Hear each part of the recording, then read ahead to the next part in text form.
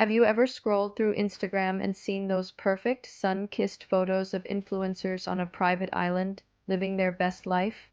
What if I told you that one of the biggest, most exclusive festivals ever promoted was built entirely on that fantasy, and it turned into a real-life nightmare? Today, we're diving deep into the spectacular implosion of Fyre Festival, a story of ambition, deception, and the dark side of influencer culture. It all started with a simple yet brilliant idea. Billy McFarland, a tech entrepreneur with a knack for creating exclusive experiences for millennials, teamed up with rapper Yahoo, their vision, an ultra-luxurious music festival on a private island in the Bahamas, once owned by Pablo Escobar. They called it Fyre Festival. The marketing was pure genius. They paid an army of supermodels and influencers, like Kendall Jenner, Bella Hadid, and Hailey Baldwin, to post a single, mysterious orange tile on their Instagram feeds. It went viral. Suddenly, Fyre Festival was the only thing anyone was talking about. The promotional video was a masterpiece of aspiration. It showed beautiful people frolicking on yachts, jet skiing in crystal clear water, and partying on pristine white sand beaches. It promised gourmet meals prepared by celebrity chefs, luxury villa accommodations, and performances from major artists like Blink-182 and Major Lazer. Tickets weren't cheap, ranging from a few $1,000s to an eye-watering $250,000 for VIP packages. People bought them in droves, desperate for a slice of this exclusive paradise. They were sold a dream, but behind the scenes, the dream was already turning into a catastrophe. The first major red flag was the island itself. The private island owned by Pablo Escobar was a complete fabrication. They were booted off the island they'd chosen after mentioning the Escobar connection in their marketing, which violated their agreement. They scrambled and found a new location, a desolate, undeveloped patch of land.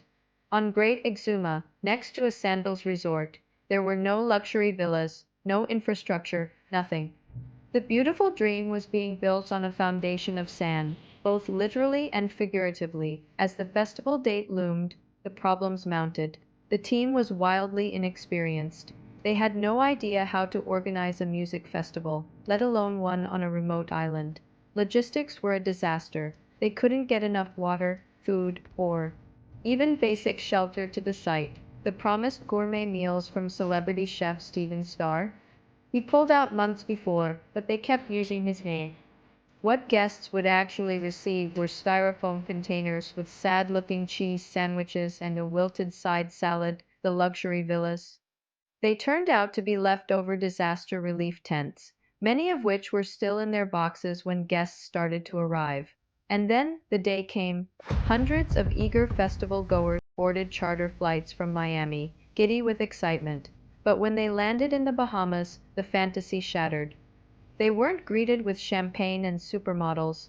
They were herded onto old school buses and driven to a chaotic, half-finished campsite. The sun went down, and with it any remaining hope. The site was dark, disorganized, and completely unprepared. Tents were soaking wet from a recent downpour. Mattresses were strewn on the damp ground, and there was no staff to be found. People's luggage was being unceremoniously dumped from shipping containers in the dead of night. It was pure chaos. Panic set in. Realizing the scale of the disaster, the organizers started canceling flights, but it was too late for those already stranded. The promised headline acts, like Blink-182, had already pulled out, citing concerns that the organizers couldn't deliver on their promises. With no music, no food, and no shelter, the luxury festival devolved into a fight for survival. The rich kids who had paid thousands for a VIP experience were now hoarding toilet paper and fighting over soggy tents. The irony was thick. The whole thing was documented in real time on social media, with the hashtag #FYRE Festival trending worldwide for all the wrong reasons. The sad cheese sandwich picture became an internet meme, a perfect symbol for the epic fail. The escape was just as chaotic as the arrival. Stranded attendees were locked in the airport for hours with no food or water, waiting for flights back to Miami. The dream was officially over. In the aftermath, the finger-pointing began. Billy McFarland, the mastermind, became public enemy number one. Yarul tried to distance himself. famously tweeting, "It was not a scam and this is not my fault." But the damage was done. Lawsuits started piling up, totaling over $100 million. The FBI launched an investigation, and the house of cards came crashing down. The investigation revealed the shocking extent of the fraud. McFarland had lied to investors, faked documents, and knowingly sold a product he had no ability to deliver. He had created a fraudulent wire transfer scheme to trick investors into giving him more money, even as the festival was visibly collapsing. He wasn't just incompetent. He was a con artist. While out on bail for the Fyre Festival charges, he even started another scam, selling fake tickets to exclusive events like the Met Gala and Victoria's Secret fashion show through a company called NYC VIP Access. The audacity was breathtaking. Ultimately, justice caught up with him. Billy McFarland pleaded guilty to 2 counts of wire fraud. He was sentenced to 6 years in federal prison and ordered to pay back $26 million to his investors and ticket holders. He was released early in 2022 and, believe it or not, immediately started teasing Fyre Festival too. It's a testament to his unending, and perhaps delusional, ambition. Yarul, on the other hand, was cleared in a class action lawsuit, with the judge ruling he wasn't legally responsible for the fraud, though his reputation certainly took a hit. So, what can we learn from this unbelievable story? Fyre Festival serves as a powerful cautionary tale about the power of social media and the illusion of influencer marketing. It showed how easy it is to sell a fantasy and how desperately people want to buy into it.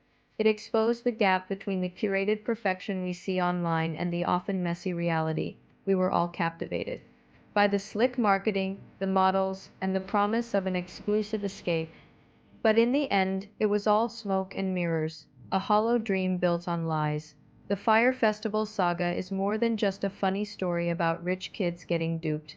It's a fascinating look into our modern culture, our obsession with status, and the dangers of believing everything you see on your screen.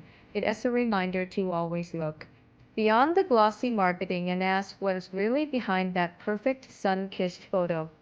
Because sometimes the reality is just a cheese sandwich in a styrofoam box. Thanks for watching our deep dive into the Fyre Festival disaster.